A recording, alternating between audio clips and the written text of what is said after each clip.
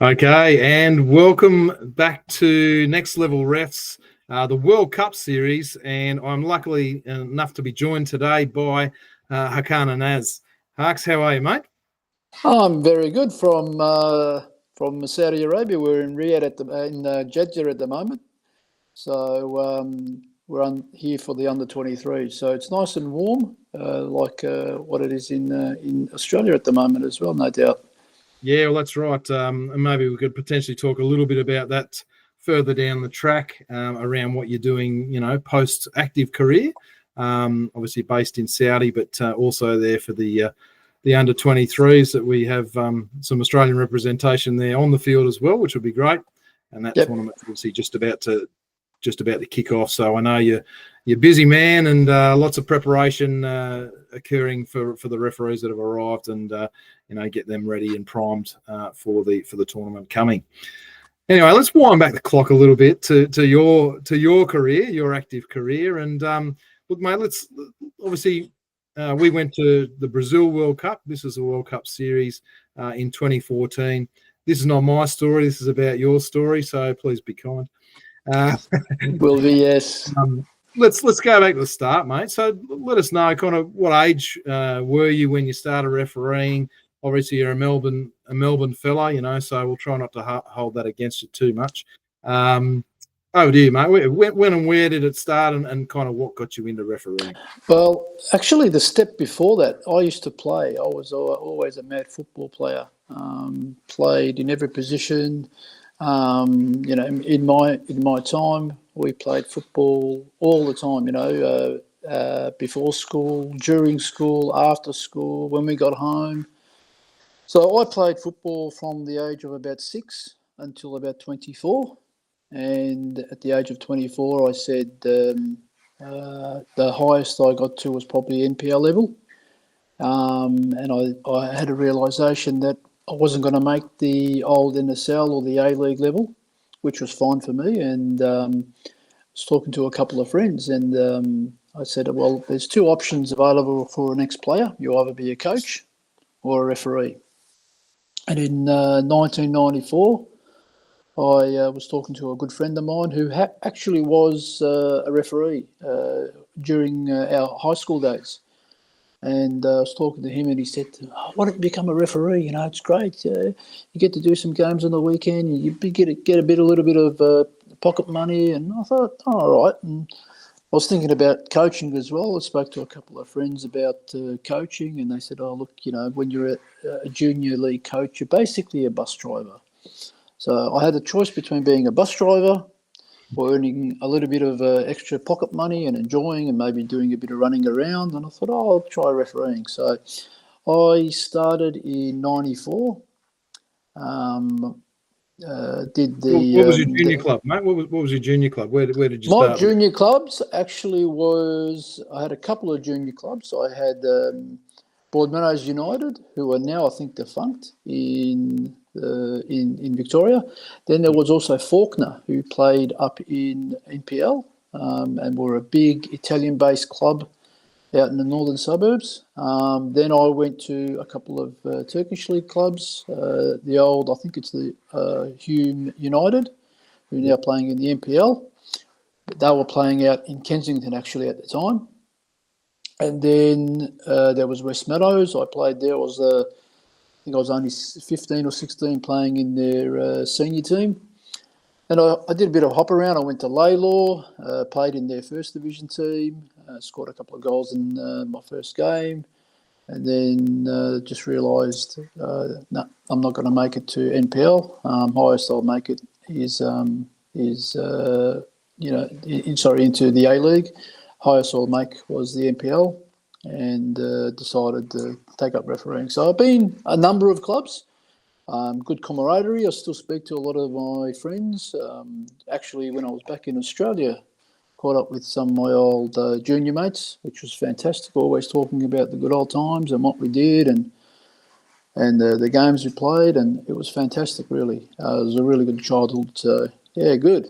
But in terms of like when you started the actual refereeing career, did you start in the juniors? Was there a junior club you started refereeing at, or because you didn't start in your teenage years. You're 24. You mentioned. Yeah. You're already an adult. So did you do a bit of juniors, or you went straight into the senior side of things? I remember that my first game was as a linesman or assistant referee in, I think it was State 2 back then. And I remember the first referee that I refereed, which was Chris Love, who was a fine gentleman in Melbourne. Most people will know him there. He was a fitness trainer there. So I didn't do many junior games. I probably did maybe in my life, maybe one or two, by special request, because it was top of the league clash, and they really wanted a senior referee out there, so I put my hand up for that. But I basically started on senior State football. 2 senior football, and then worked my way up. Yep. Yeah. Oh, that's awesome.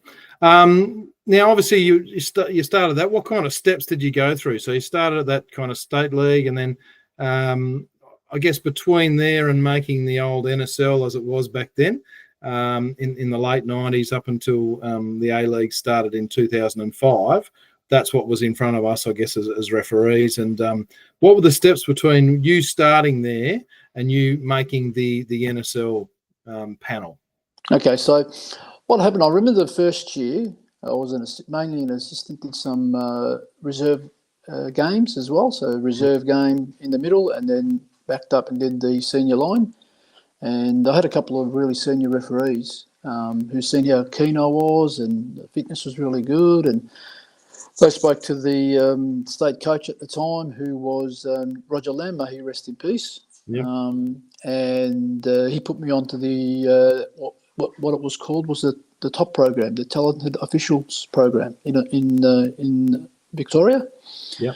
So then that following year, I was selected onto the old NYL. I think they still have that now. National Youth League. Yep. Yeah, in the National Youth League. Yeah, and I was really happy, because I was thinking to myself, this is one league below from the top league. I could make the top league. So I remember, doing the lines there and working through the progress, and then got a final, and was really, really happy with that. And then slowly got a little bit more noticed. And I remember I was a grade 3 referee. Did my upgrading, and then Roger Lamb, who seen something in me, who gave me a chance, gave me an opportunity, put me straight up. I remember getting the letter too. I was a little bit confused. After about 2 years, I was nominated for the Victoria Premier League, which is now the NPL, senior referee. And I said, this can't be right, because this is a big jump from going from provisional league or state 2, state 3, whatever it is now, all the way up to the highest league in Victoria. And I spoke to a couple of mentors and said, what do you think? Because I know burnout and going too high too quickly can actually harm a referee. So I spoke to a couple of mentors. I spoke to Roger, and he said, look, we believe in you. Now, you can do either one of two things. You can either say no, or you can take this opportunity with both hands, go out and work, and succeed. And I luckily chose the second option. I went out. I remember my first game, really excited, and ran like anything, and it went really well. Both teams wanted to play football, which was fantastic, helped me a lot. And then I think the first season in the Premier League, I think I got about 8 or 9 games, which I was really happy with. All I said was I don't want any controversy in that first season. So it did build up from then. So I was in the NPL, in the VPL, and then as a senior referee, slowly worked up. And then about a year or 2 years later, got my chance on the old NSL as an assistant. And then worked my way just up explaining to the audience there that up until the NPL you can do both, in the middle and be an assistant as well. But then obviously from the national level upwards, you do have to specialise, and then you take an opportunity, don't you? So you obviously you built that experience through the Victorian Premier League, or the NPL as it is now, and old school. You got a letter to say that you'd been nominated onto the NSL Lions panel, yeah, and that was That was with Gary. Just moved from being called linesman to assistant referees by then. So let's pick it up there, mate. Yeah, so from NSL time, I remember my first game was at Melbourne Knights. I think it was with Jerry Connolly. It was Eugene Brazzali. Yep. Eugene Brazzali was my first referee, and it was a big Croatian derby between Melbourne Knights and Sydney United, and it's always fiery there. And I thought, what am I got myself into? But luckily, everything went really well. Eugene was a very good referee, very highly regarded, well controlled.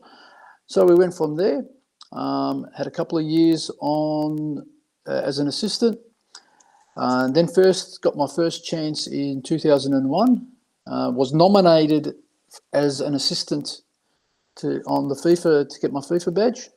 Unfortunately, that year something happened, which we won't get into, but I had to wait until 2005 finally.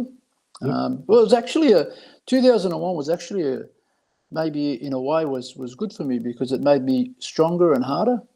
You know, I blessing in disguise, yeah. Yes. Sometimes you get that, and you know that as well. Our experiences throughout all the way through to 2014.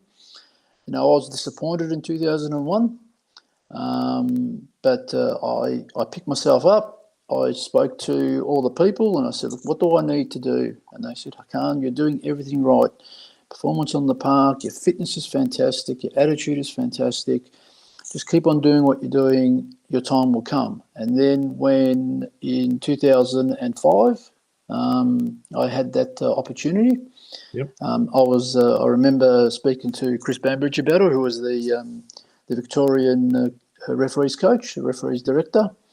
And he said, "Look, you know, we were really, you know, there was between yourself and another candidate, but we decided on you." So that was the start of my international career. So I had my FIFA badge. I went overseas. I remember my first overseas trip was the Kirin Cup. The second one was in New Zealand with yourself, and you remember this one, huh? I certainly do. We won't repeat that, huh? Because I know the fitness test was a bit of a stitch up, but on the first night that I got there, but we ended up doing a fitness test because it's a requirement in OFC, in FIFA, and all around the world for referees to do pre-tournament. And that was, without going into the details there, that's when 2005 Australia, we were still part of Oceania then.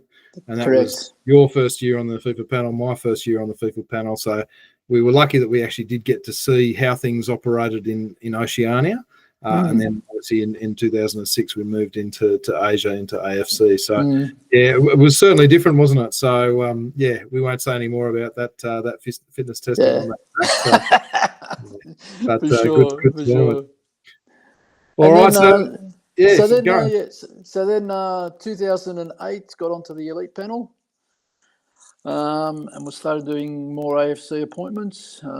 2010 had a really big tournament in Japan, and I had the right people there to see me, and had I was very, very happy with my performances in that tournament. So finally got even more notice then. I remember my assessor, who was Saad Kamil from Kuwait. Right. Yeah. And then we had a chance, an opening to go to 2011 Asian Cup, of which you would remember, with yourself, myself, and Ben Wilson as a trio. And then from there we went, for a couple of years we worked as a trio, and finally culminated in Brazil 2014, as you know, huh? Yeah, so if we just spend a little bit of time there, Harksy, that was a big tournament for us as a trio. Benny Wilson was it was going to be his last. He was thinking about hanging up the boots after already being at the 2006 FIFA World Cup. And you mentioned some of the other people in your careers that have appeared on the World Cup series here with Next Level Refs, being Eugene Brazzali and also Chris Bambridge. But that 2011 Asian Cup was the window for us, So we knew that if we did well there, all of the AFC and the FIFA heavyweights were there watching. to see the top level referees in and assistant referees in Asia, and who was going to then fight it out for the upcoming 2014 World Cup. So, do you want to pick it up from there? Yeah, so we went to, as the Australian trio, we went to Qatar in 2011. We had big expectations, and unfortunately we had one or two situations that occurred. And we thought, and you know this, as a trio, we thought our chances at being a candidate was gone. But luckily, or I won't say luckily, but the way the situation unfolded, there was a couple of tournaments in 2012, and other Asian referees were given a chance, and then people in FIFA were not 100% happy with those people, so they looked around and they said, "Well, do you have anyone else who could be potentially candidates?" And they come and they said, "Well, there's a trio from Australia. Do you want to try those?" So they had a look at us over some few games. They look at your performances. And FIFA liked what they seen, and then gave us the nod. You remember this early morning wake-up call in, I think it was Dubai, if I remember correctly. Yeah, we were in Dubai. And Benny rings me up and he says, "Carl, what are you doing?" It's 3 a.m. in the morning. I'm trying to get some sleep. I just had a game, I need to speak. We've just done an Asian Champions League game in Dubai. Yeah, that's right, with Creamy. Mm-hmm. And so we know the announcement was going to be made then, but we didn't think it was at that time. And you called us in, and you gave us the good news. I remember just jumping up and down with joy, because this was the key that we had to open the door. The door was a little bit locked. We didn't have the key, and all of a sudden FIFA gave us the key to potentially be a World Cup World Cup assistant referees trio, and they gave us the key and they said, "You're a candidate." And I remember just being so happy, and we were jumping up and down with joy. And the trio that we had, it was absolutely fantastic. I was talking about it the other day and just said, but then we had the realisation that, okay, we've got the chance, but the responsibility also starts as well, huh? And you remember the journey that we had. We said we need to be 200% professional in our approach. We need to look at fitness. We need to look at post recovery, post match recovery. We need to look at everything.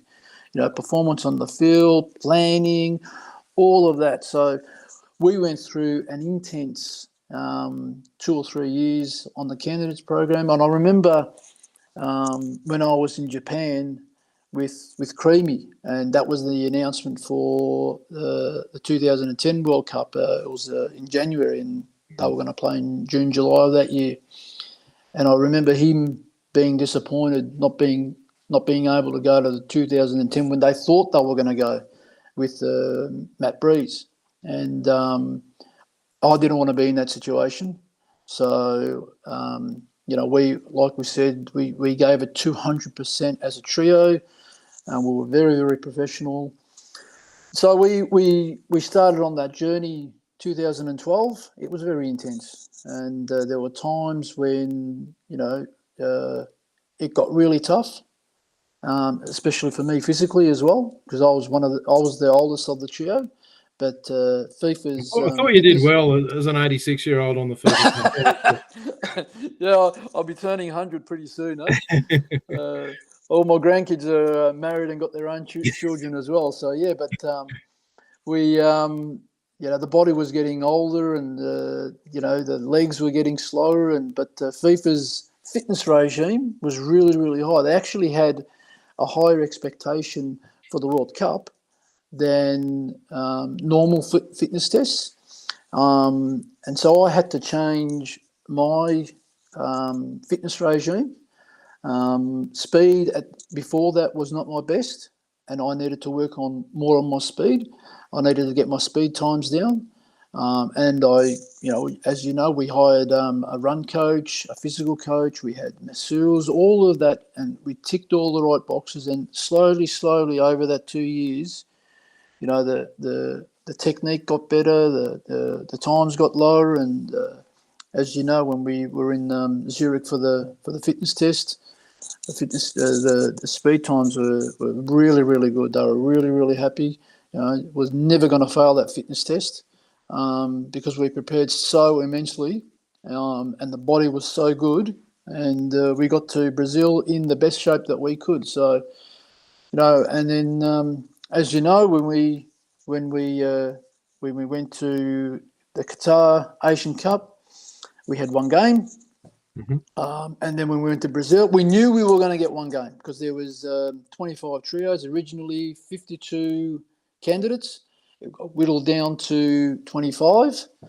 And we all that's knew what we had to work out, didn't we? Like, the short list, that original short list that you mentioned when we found that out in that Dubai hotel room in the wee hours was 52. Yeah. And we looked at the previous World Cup in 2010, and we worked out that there was 25 trios. Or 25 referees got to whistle. So we were like, well, it's actually a less than 50% chance that we'll get picked here. What have we got to do, and what have we got to break down so that we as a trio, and it wasn't just about me as the referee. It was so awesome to have the buy-in of yourself and Creamy, because if we had one weak link in our team, then our team wouldn't have achieved that. So so you're right, and well, the first tournament we went to was actually as part of that process was the Olympic Games. Yes, I remember that. I remember that really, really well. And when we got to London, it was starting to come in. And when we went to the opening ceremony, remember the three of us there, and we were just taking it all in, taking the atmosphere. It's not many times you can actually say that you're an Olympian. You represented Australia at the Olympic stage. So we got our first game, and then we were lucky enough to get a second game on Old Trafford. You remember that game as well? It was very special for me because when I was growing up, I was a Man United supporter, and we did Spain versus Morocco, which was not an easy game. And I remember you were saying, you're a rabbit. I think you'd done about 14 Ks in the first 70 minutes. And then the body was starting to get a little bit overheated, or starting to slow down maybe a little bit. And we kept on telling you, keep on going, keep on going. Yep. And by the end of that, I think you did about 17, 18 Ks. Is that right? You remember? Yeah, I forget what the kilometres were. I just remember the last 20 minutes, the heart rate was not under 170. So we knew that was, we got the first opportunity, and the next one we had to grab it with both hands because we didn't want that to be our last look at a FIFA tournament, going towards our final goal. Yeah, for sure. Yeah. And so we were, as part of our candidates program, then obviously the Olympics, we came back, we were very happy, but there were some things that you mentioned too around our fitness, and we were very fit, but we had to then work on our kind of explosiveness, in speed, not just you guys on the lines, but also myself in the middle. There was that perception that we didn't want to be. We could run all day. We knew that, and we showed that in that Spain-Morocco game. But we knew that was a real high watermark to come back to Australia and go, well, right, this is where we're at. Where do we want to be, and where we want to be? So we were then lucky enough to be picked in 2013. Do you want to run through that part? Yes, that was fantastic. It was very, very, very, very sentimental for me. Anyway, I remember doing the fitness test in Dubai. I remember we were there for Anzac Day, and we went to the pre-dawn in Dubai. And so we did a fitness test. We had a seminar, and then they had announced who would be chosen for the under-20s World Cup in Turkey. So that's where my parents came from, originally from Turkey. So it was very, very special for me to be going back to the country of my parents to do an under 20 World Cup, and it was fantastic. Really, really, with my two mates, my two brothers, Creamy and yourself. And remember, we got a quarter final, and absolutely, after the game, when we got back into the referee debriefing room, we had all high fives, and all the referees came up came up to us and said, "You guys are absolutely awesome. Really, really did well, and all of us did our jobs. You were a fantastic referee, Creamy, fantastic assistant referee, and there was no controversy. There was no problems, and it was a fantastic game, a really good spectacle in K-Series, I remember." And so we were just there ticking the boxes, doing everything that FIFA wanted, and they wanted something, we done. You wanted to do a fitness test, we done. They gave us a game, we done it. And luckily enough, we really, really worked well as a team. So that was another tick. You just this process of being a candidate, as you know, is just about ticking the boxes, doing the work that you needed to do. And you remember that process that we had also. We hired a dietitian as well, and we did a sports psychologist as well. So we went through everything that we needed to do to see us get to Brazil, and we were very professional. It's no use you being professional and the two assistants not being. We were all Creamy, yourself, myself. We had the same mentality, and the hunger was there. And we knew the competition was very intense, because when you looked at some of the people who were also candidates, they were very good referees, and the ones we beat to get the nod, they were very good referees. So we knew the bar was really, really raised. So, and luckily with our trio, we all put in. We did the work, and FIFA were really happy at the end of the day. And you remember the day that we got the announcement, which is another story as well. Actually, I'll tell the story. The day before, we had an A-League game in Melbourne. And the three of us, we went out, and I said, they're going to make the announcement maybe tomorrow or the day after, because the RefCo, we're getting together and they're going to decide which referees will be chosen for the World Cup. And I was quite positive. We'd done everything, fitness, no one failed the fitness test, all the games. We did an intercontinental World Cup qualifier in Uzbekistan versus Jordan. That went really well. So, again, ticking all the boxes. So I was quite confident, and I remember talking to you about it, and Creamy, and I know Creamy had been disappointed in 2010, so he was trying to keep my feet a little bit on the ground. Anyway, so we did the game in Melbourne, and the next day we did recovery, and I'm thinking, well, if there's a chance that we're not going to go, am I going to be disappointed? Do I want to do a recovery session? I said, no, I have to do it. So went out, did the recovery session, come back home, had a shower, and then you rang me. I remember you ringing me. I'm going, what's Ben ringing me for today? We usually send emails and have, teleconferences and all the rest of it. And I thought, what was he ringing me for? We don't expect the announcement to come at least until the next day.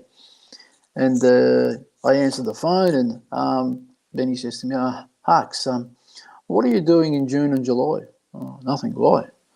We're going to the World Cup. And it was just the emotion. And my children and my wife were just coming back into the house. They were outside. They were just coming back into the house. They went to the pools. And I was just jumping up and down, just screaming. Because it was the realization that for us to go to a World Cup was now in our hands. All we had to do is pass a fitness test, and we were going to Brazil. Before, it was in the hands of other people. And it was that stress. And that period of 2.5, 3 years of being a candidate was really, really stressful. And to finally realise that we had our destiny in our own hands was a relief. And I was just jumping up and down, and my daughter came in and said, Dad, are you having a heart attack? I go, no, I'm going to the World Cup.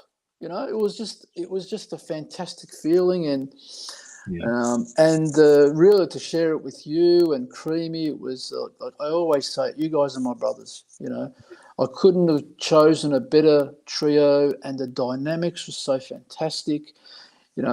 When you had to get hard on me and say, Harks, you can't do this, or Creamy, or me on Creamy, and all the rest of it, when we had to be tough, we had the attitude to take that message in, to learn, and to become better officials. And the trio, the dynamics. I think you've hit the nail on the head there, Harksy. And for the listeners, mate, it gives me goosebumps. You telling those stories, and I was biting my lip there because But I think the key thing why we were successful was that we were all open to learning, and even though we were good mates, like if there was something not going right, we were all happy to call the other one out because it was in the best interest of all three of us. Then that was in the best interest of the game. So if and I think that's why we had that mutual respect for all three of us. That takes time to build too, with colleagues. So I think for people listening, they've got to understand that, it's not just about you as an individual. It's about how well you work with other people for the benefit of the game. Exactly. And then the process flying to, when we went to Brazil, remember because we were from Australia, we got special permission by FIFA to come a day early. So we get there a day early, and where did we go? We went to Corcovado. You remember that trip up to Christ the Redeemer? We said our prayers and came back, and then we started the journey while we were in the home of footballer. They said it. I remember Massimo saying, many people go to World Cups, but not many people go to a World Cup in Brazil. This is where football is in their blood. It's a way of life. It's just it's a cultural thing. It's a hereditary thing, and they love their football. And to sit in the seminar room and look and be a part of that, and then look at all these fantastic referees, from Europe, from South America, from Asia, and say, we're part of this, and we deserve to be here. And I remember the three of us when we were seated, just we held our hands, and we knew that all that hard work was worth it. Huh? Yeah, exactly right. And we knew once we got that nod, back in, I think it was January 15th, if my memory serves me correctly. Yes, I think so. And we knew the World Cup was still 6 months away. So we had to make sure that we were not going to then go and overtrain, I'm going and bust ourselves. At the same time, maintain what had worked for us so far, with the eyes on the prize, because we knew that a name on a list doesn't mean that you get out on the field. We didn't want to get there injured, but you're damn right that we arrived in that country of football, and because the referees had been to a seminar previously there, that once the selection had happened, but you guys didn't. And I remember you and Creamy both saying to me, "Hey Benny, you're there. You've got to get us there." And that time I didn't get an opportunity to get up to Corcovado or Christ the Redeemer, which is why we took that opportunity at the start of the tournament, because we didn't know. It was about grabbing opportunities as well. And like you said, being able to stand up there, look down over Rio de Janeiro, see the Maracanã Stadium, and look down to Barra de Tijuca where we were staying, absolutely, spine tingling. It still gives me goosebumps talking about it. Yeah. So we were there probably 2 weeks before the tournament, weren't we? Yeah. And we had all the preparation and everything. Do you want to tell the listeners about all that training 2 weeks in, then the tournament starts, and we still haven't had a game yet. That's right. But leading up to that first moment when we heard our names announced, you want to pick it up there? So a lot of people think you go to a World Cup and it's it's nice and relaxing, and you sit by the pool, and we worked it out. We were there for 39 days and we trained for 36, and we worked every day was morning training, afternoon in the seminar room, getting debriefs, looking at clips and all the rest of it. So, and then the tournament started. So they started giving out the appointments. And of course, You go to a World Cup, you go to a tournament because you want to do a game. It's the same thing here. You speak to the referees in the under 23s; they all want an appointment. And one thing that we knew, our experience from Asian Cup was we'd get a game. We knew we were going to get a game, but we just needed to be patient. Huh? And I remember when they called out our name, and it was Honduras versus Ecuador. Now, people may think, it's an easy game, but I remember when we were in that room, a lot of the South Americans and Central Americans and some of the even the instructors come up to us and said, "Good luck with that," because the dynamics of that game, Central America against South America, it's going to be one hell of a hell fight. It was going to be all on, and I remember 10 seconds in that crunching tackle. Remember, and we said 4 seconds was the first foul. Was it? Yeah, I remember that. And we had a lot of guys come up to us and say, it will not be an easy game. And it was not an easy game. It was not an easy game. And we got out of that as a trio. We had Creamy, really good offside. You had a couple of really good decisions. I had a couple of really good decisions. So we got out of that without a nosebleed. And we thought, okay, well, we've done well. We knew we were going to get one game. Anything from this point onwards was a bonus. And then I remember we went to the Maracana to watch a game. And I said, I think it was Belgium versus Russia. Yeah. And I remember talking to you guys and saying, hey, guys, we might get Belgium in the last game because that was their second game. And we had a look at the schedule, and it was Belgium versus South Korea. Oh, I can't. It's not going to happen. This South Korea is an Asian team. I said, you never know. We ended up getting it. So we've got a second game. Not many referees got second games, huh?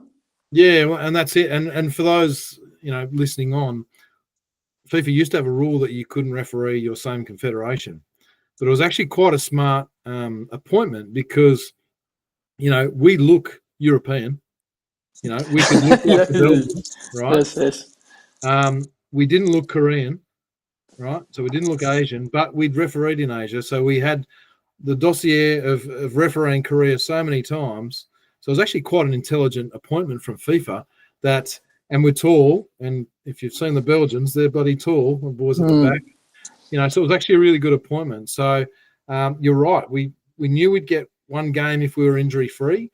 And we'd also heard all the horror stories of previous World Cups where someone makes one error, and here's your ticket, here's your plane ticket home, see you later. So we knew that pressure, but we were also really confident in our processes and our teamwork. So what do you remember from that game, mate?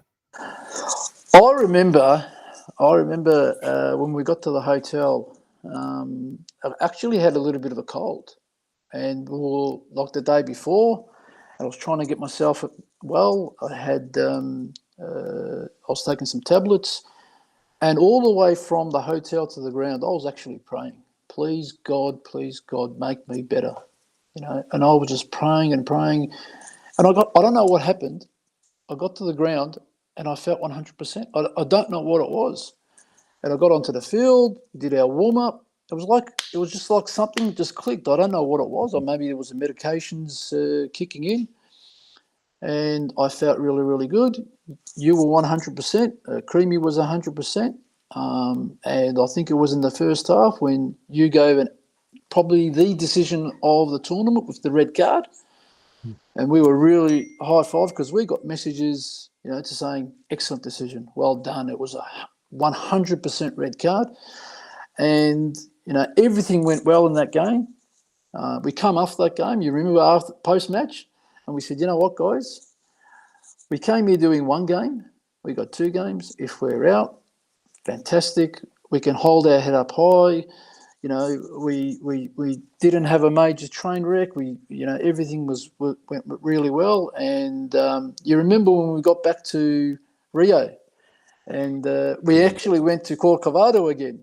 And the referee manager, who's my director here now in Saudi Arabia, Manuel, he came up to us and he said, how are you guys feeling?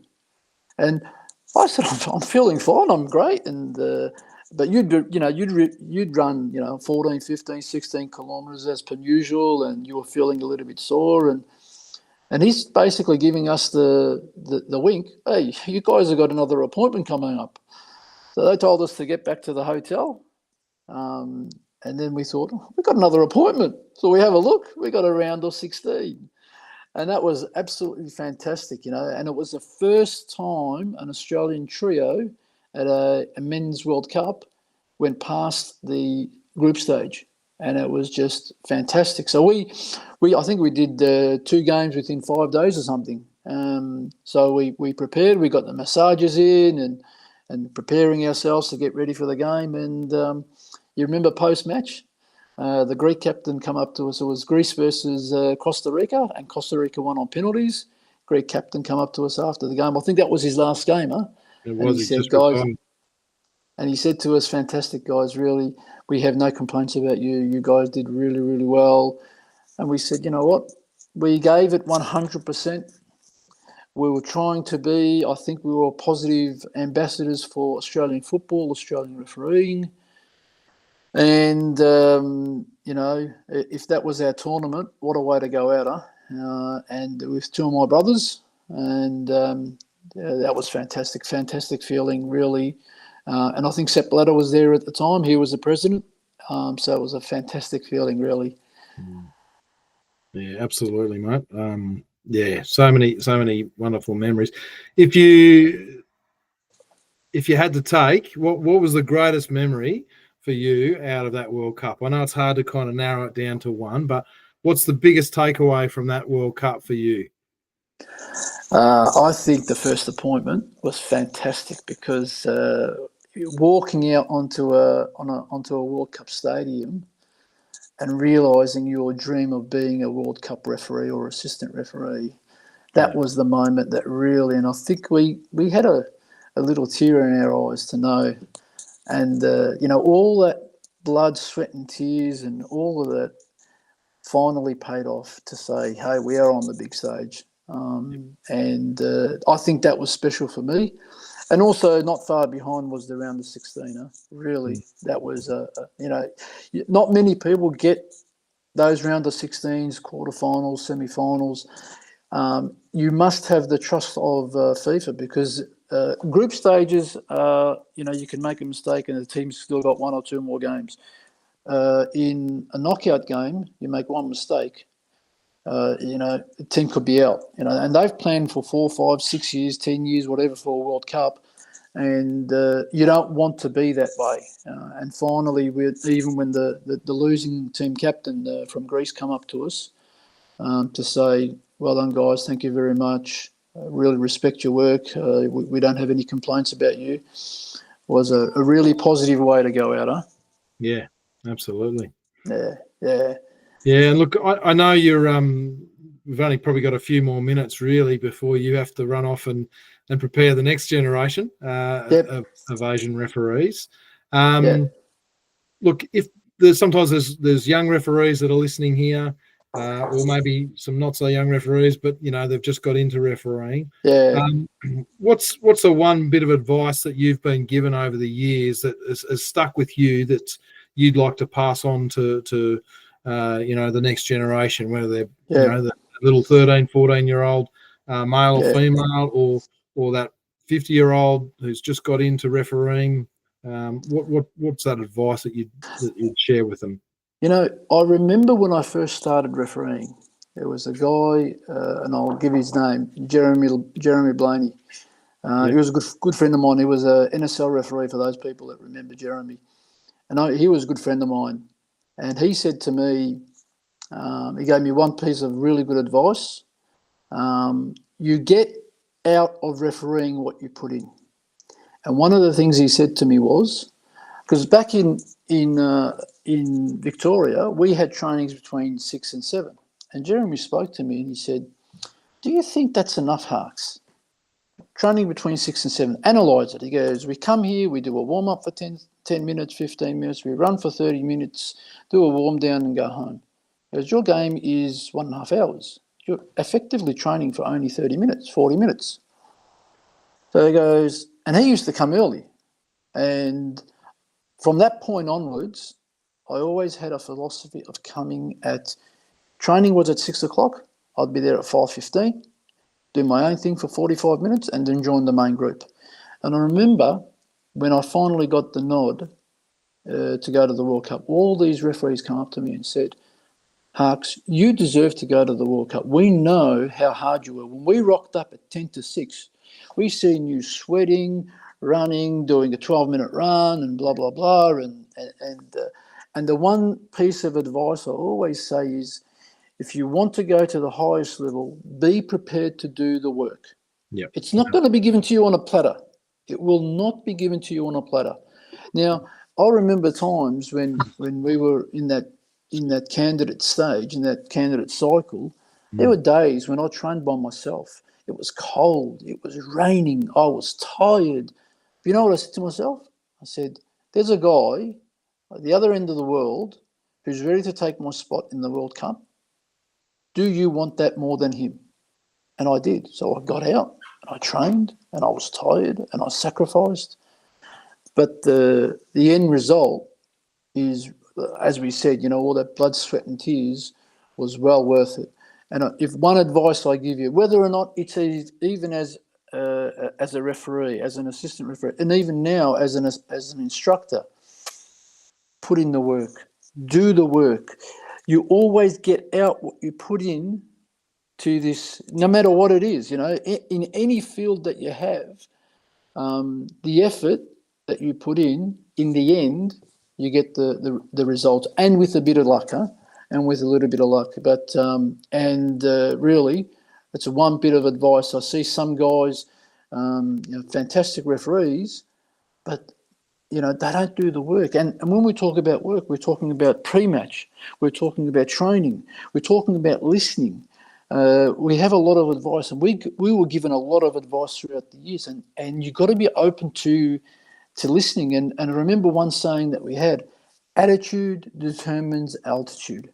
If you're open to learning, listening, something may change in the way you work. You take that in and you become a better referee for this. So my advice to young referees is be prepared to work, have the attitude, the right attitude, a bit of luck, you'll succeed. But also, one thing is take your chance. I remember when I did the Karen Cup, that was my one opportunity, my one chance. It was with Ange Nardi, and I had a really, really good game. And my assessor was Turika Makawa, and after the game, he came up to me and said, you had a very good game. You had a couple of really tight offsides, ball out over the goal line, but all of them was correct. And the process started from there. So just be ready, do the work, a little bit of luck, with the right attitude. That's the recipe for me that works really, really well, huh? Because that's what the game deserves, doesn't it? At the end of the day, we're there to try and facilitate football for people and keep it fun and enjoyable. Absolutely. A lot of pressure at the higher levels, but put the work in, and the rewards are there. So absolutely. Yeah. And look, mate, obviously, you're doing a lot of work with the Saudi FA there, and you've been over there for a number of years now, which is as hard as a mate back here in Australia. But we know that you're there, helping the next generation of Saudi referees, but also with all of your work through AFC, both as an assessor and now as an instructor as well, and a FIFA instructor. Yeah. So the next generation can learn a lot from you and your experiences. And, we hope that, especially from an Australian point of view, we hope the Australian referees go there and, take their opportunities too. Go and show them and AFC what Australian refereeing can do. And we know that you'll be there keeping an eye on everybody right across the wonderful continent of Asia. And, hopefully it's a very, very successful tournament for the teams, but certainly the referees as well.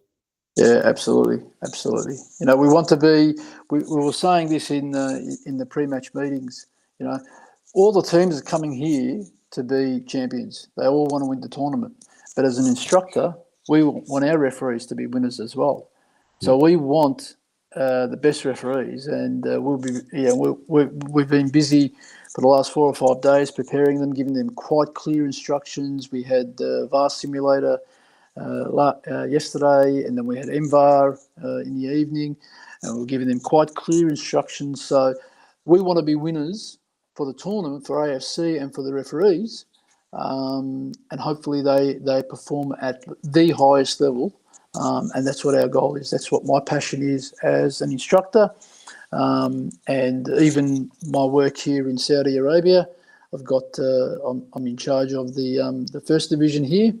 And we've got some really, really good young referees coming up. A couple of academy referees that we've given.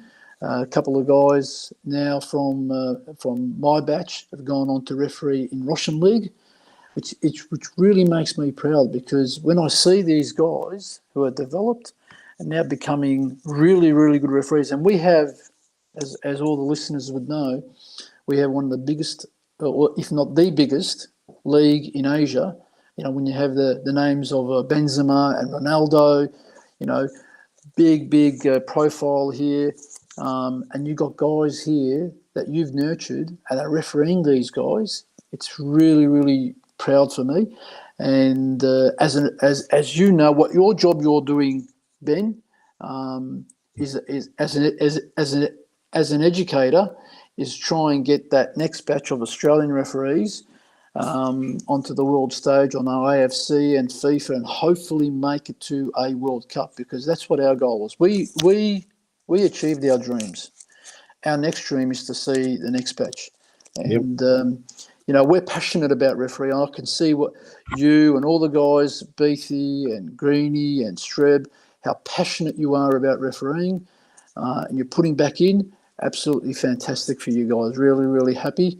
And hopefully all these conversations that you have, if we can affect a few, a handful, 10, 20 referees, and hopefully some of those will go to a World Cup. Isn't that fantastic, really? It really is fantastic. And look, obviously not everyone's going to get to a World Cup, which is why we chose the name Next Level Referees, so that Next Level Refs, so that all of the referees know they can, wherever they're at, if a little bit of advice and support and help, they can get to that next level. And if they want to choose to keep going up the levels, that's the aim. So, look, and I just want to thank you so much for your time today, Harks. I know you've got to go down and put the suit on and head downstairs. Yeah. Sure, it's early morning there for you in Saudi at the moment, but I really wanted to thank you, honestly, from the heart. It's always good having a chat, for your time and expertise today to share with the listeners and the watchers. And we wish you all the best for that tournament, and for you and your family too, a wonderful and successful 2026 and beyond. Thanks again, mate. Marks. I really appreciate it, mate. No, appreciate it, and thank you guys. And hopefully we have more conversations, because you guys have got a wealth of experience, really, and to be tapping into that brain of yours, to getting all those experiences. When I talk sometimes to my referees about my experience, you can see them all, their eyes just light up, and really 4 of the best referees ever to come out of Australia: Ben Williams, absolute legend; Peter Green, Are you going to cost me a bit of money here saying all this? No. I have a lot of respect for you guys, and Strebre, absolute awesome, and Beathy as well. All what he's achieved. It makes me really proud to say you guys are my mates, and you guys were the ones that we refereed together in many, many games. And huge respect for you guys, huge, really. And keep doing the good work, Keep doing the good work. I appreciate that, mate. And I'm sure the listeners can take a bunch of advice out of what you've said today, and take their games to the next level as well. So perfect, mate. I'll let you go, mate. Let you scrub up into the suit. Have a great tournament. Lovely chatting with you again, and we'll see you again soon. Keep whistling. Thanks, Harks. See you, mate. All the best. Thanks.